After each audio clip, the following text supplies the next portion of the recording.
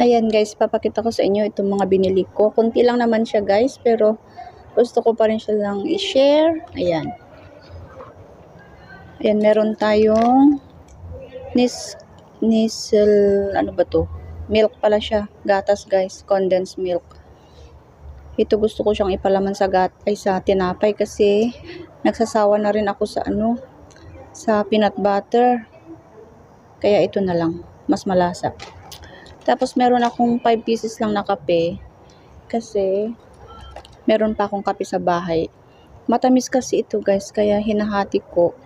Isa sa umaga, ay half sa umaga tapos half din sa hapon. Kasi matamis siya.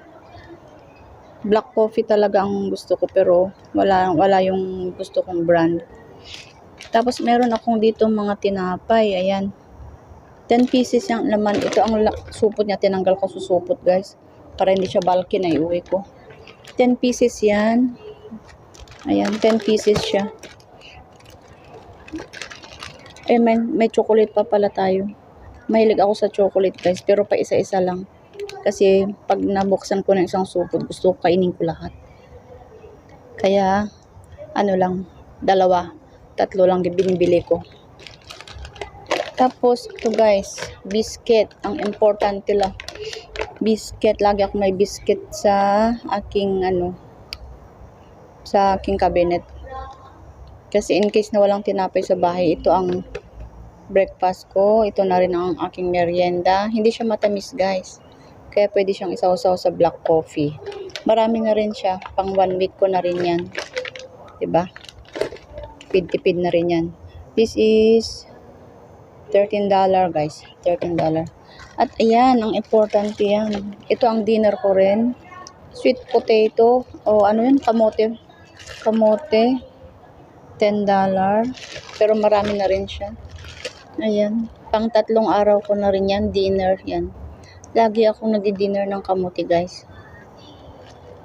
Kasi maganda sa tiyan ko siya pag umaga. Alam nyo na madali tayong mag-poop. Yan. Yan lang. Tapos ito, may baonan ako lagi ng hot water. Para lagi tayong may baon na hot water. Kasi winter na dito sa Hong Kong guys. Kaya lagi tayong ready sa hot water. Yan lang guys ang gusto kong i-share sa inyo.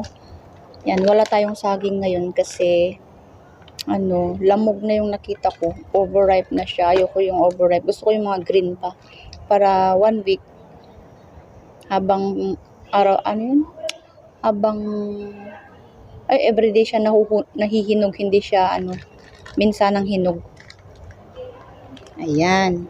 Yan lang guys ang aking papakita sa inyo. Thank you guys for watching.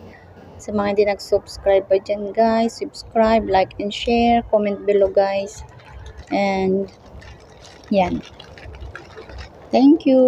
Bye-bye. God bless. Happy weekend. Guys, ayan, bumili ako ng ganito. Para siyang hopia. Para siyang hopia, pero ito mas malaman. Mas marami siyang laman. Yung crust niya, manipis lang. Ayan. Pang breakfast ko siya kung wala akong tinapay. Ayan. May bean siya. Mang bean pastry. Ang laman nito sa loob is 8 pieces. 6 to 8 ata ang laman nito. Yan, masarap siya guys. Try nyo.